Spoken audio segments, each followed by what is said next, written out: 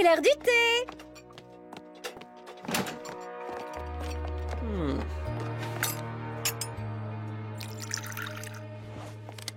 Ne t'inquiète pas, mon Félix. Maman est là pour te protéger de ces super-héros qui te prennent pour un méchant.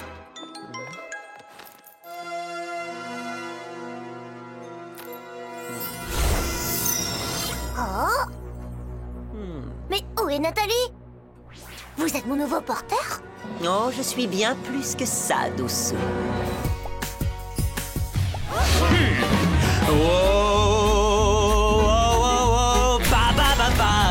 Tout ce qui se dessine n'est pas ce que tu vois. Tout ce qui se combine, pas ce que tu crois. Tout ce que je désire, je l'obtiens de toi. Juste en claquant tes doigts, comme d'un battement d'ailes légères, je m'élève vers mes hauteurs solitaires. Et de là-haut, je regarde en bas. Juste en claquant tes doigts, bopa badouda badou bopa, bada bada bada bada ba ba ba bada. Juste en claquant tes doigts. Ladybug, bien. Nous n'avons plus qu'à attendre Chat Noir et vous me donnerez vos Miraculous. Alors c'est ça, tu travailles pour Monarque. C'est déjà à cause de toi que j'ai perdu les Miraculous dont j'avais la garde et qu'il les a récupérés. Tu lui as donné sous aucun égard pour les conséquences que ça pourrait avoir pour les Parisiens. Exact, sauf que je ne suis le serviteur de personne. J'ai aidé Monarque parce que ça servait mes plans. J'avais besoin du Miraculous du pan et aujourd'hui j'ai besoin des deux vôtres pour faire mon vœu. Ton vœu? Ah, et qu'est-ce que tu veux? Qu'est-ce que tu cherches à faire? T'es en train de détruire le monde et on ne sait même pas pourquoi. Quand je fusionnerai vos Miraculous, je ferai le vœu de créer un monde meilleur, un monde plus libre, où personne ne sera sous le contrôle de personne, dont personne ne sera exclu comme je l'ai été, un monde sans les gens comme toi qui décident du bien et du mal, de qui a des pouvoirs ou n'en a pas. Tu ne te rends pas compte du prix à payer? Aucun prix n'est trop élevé pour moi, car je n'ai plus rien à perdre.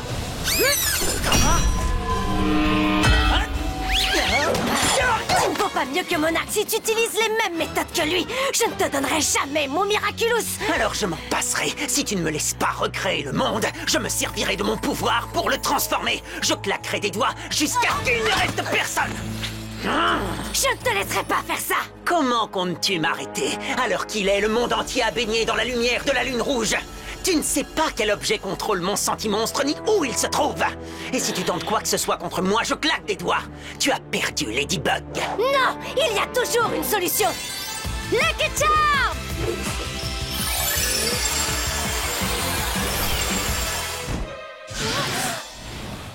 Tu vois? Échec et mat, Ladybug.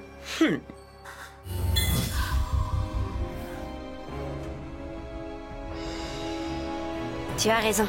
Je n'arriverai pas à te battre. Mais gagner, ce n'est pas toujours ce qu'on imagine. Pour la dernière fois? Jamais. L'humanité tout entière va disparaître si tu ne me le donnes pas. Es-tu prête à payer un tel prix? Il n'y a que toi et toi seul qui puissent répondre à cette question.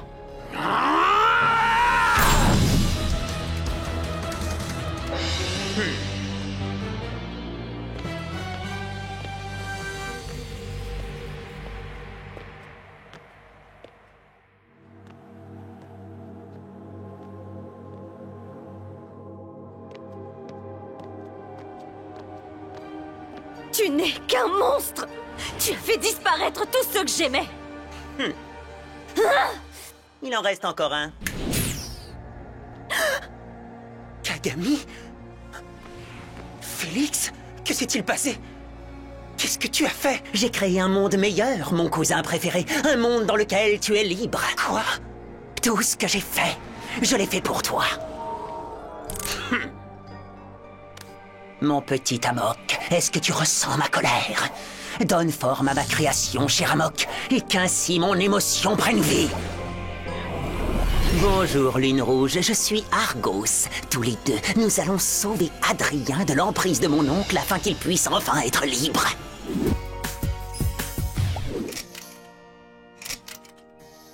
Le temps passait. Aucune des deux sœurs ne réussissait à avoir un enfant. Rongée par le chagrin, la princesse curieuse finit par se résigner à revenir à la cour du roi et de la reine pour bénéficier, comme sa sœur jumelle, des meilleurs traitements. Mais même les plus grands spécialistes ne parvenaient pas à mettre fin au malheur qui les frappait. Jusqu'au jour où la princesse curieuse découvrit qu'elle était enceinte. Elle attendait un enfant. Le seigneur de guerre entra dans une colère noire. C'était sa femme à lui, la princesse sage, qui méritait d'avoir un enfant, et non pas cette princesse curieuse et futile qui avait abandonné son royaume pour un pauvre tailleur. C'est injuste! Pourquoi faut-il que ce soit vous qui ayez un enfant? Et s'il s'agissait d'un miracle? Vous ne le méritez pas. La princesse curieuse avait de la peine pour sa sœur jumelle. C'est pourquoi elle demanda au tailleur s'il pouvait faire quelque chose pour que la princesse sage et le seigneur de guerre puissent aussi avoir un enfant.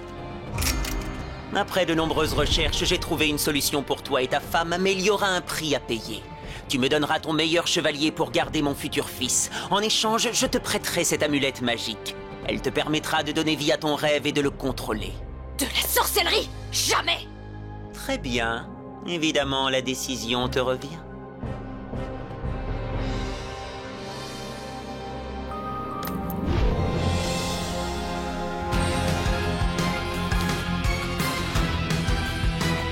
Et c'est ainsi que sa jalousie prit vie. La princesse sage tomba enfin enceinte. Quelques mois plus tard, les princesses jumelles mirent au monde 2 petits garçons, aussi semblables que leur mère l'était.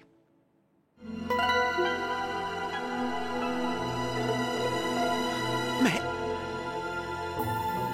que s'est-il passé? Tu le sais très bien.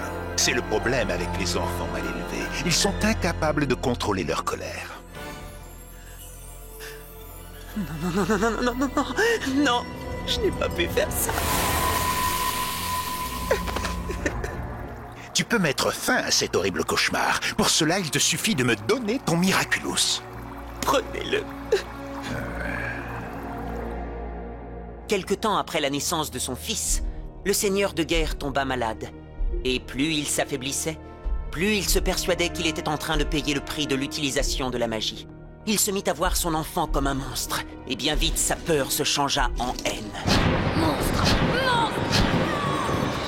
L'enfant miraculeux ne comprenait pas. Pourquoi son père ne l'aimait-il pas? Félix... Et pourquoi se sentait-il obligé d'obéir à tous ses ordres, aussi injustes soient-ils? Assis! Debout! Marche! Attrape! Et s'il se prenait d'affection pour quiconque déplaisait à son père? Non! Un ordre de ce dernier suffisait à troubler ses sentiments. Monstre! Monstre! L'enfant comprit que sa vie était liée à cette bague. Et ce n'est qu'à la mort de son père qu'il put la récupérer, et sa liberté avec. Il avait compris que l'amulette qui avait permis à sa mère de lui donner la vie pouvait aussi la lui reprendre. Il se rendit alors dans la demeure du tailleur pour lui voler le bijou, mais le tailleur était devenu un puissant prince. L'enfant dut voler d'autres amulettes magiques qui intéressaient beaucoup le tailleur. Alors seulement il put procéder à un échange. Le jour où j'ai perdu les Miraculous. Tu sais, si tu me laisses là, ma mère se calmera et elle arrêtera de t'attaquer. Je ne suis pas là pour te rendre à ta mère, mais pour te libérer d'elle. Je n'ai pas besoin que tu me libères de qui que ce soit. Je peux très bien me débrouiller toute seule. À ta place, je ne resterai pas dans les parages. Elle n'a pas l'air de t'apprécier. Tu n'iras plus nulle part, Kagami. Elle n'a pas l'air de t'apprécier non plus. Ma mère prétend me sauver et elle m'envoie une salve de flèches. Tu n'as pas connu mon père. Il était 1000 fois pire. Mais tu en as besoin pour te battre? Le combat n'est plus ma priorité. Ta sécurité passe avant tout.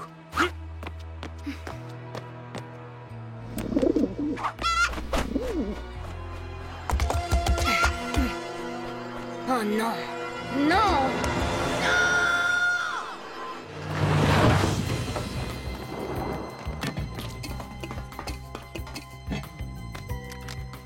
Détransformation.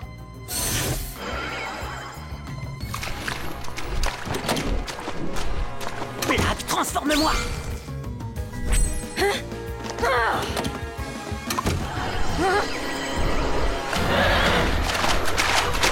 Je ne comprends pas. Tu as le Miraculous du pan. Pourquoi tu ne crées pas un sentier monstre pour nous sortir de là? Ce ne sont pas des monstres. Je refuse de créer un être uniquement pour le manipuler, le contrôler, le maltraiter et finalement le détruire. J'ai trouvé Kagami et Félix, il s'est détransformé, c'est le bon moment. Quand on donne naissance à un être vivant, on a une responsabilité envers lui. On se doit de le protéger, de l'aimer, de l'aider à trouver un sens à son existence. Et le priver de ça, c'est monstrueux. Tu parles de toi, là, n'est-ce pas? En fait, je parle de nous. Félix, libère Kagami. Et cette fois, tu vas nous rendre le miraculous du pan. Arrêtez! Je ne suis la prisonnière de personne et Félix n'est pas votre ennemi. Il est comme moi, il ne sait pas comment s'exprimer et tout le monde se trompe sur lui. Moi la première.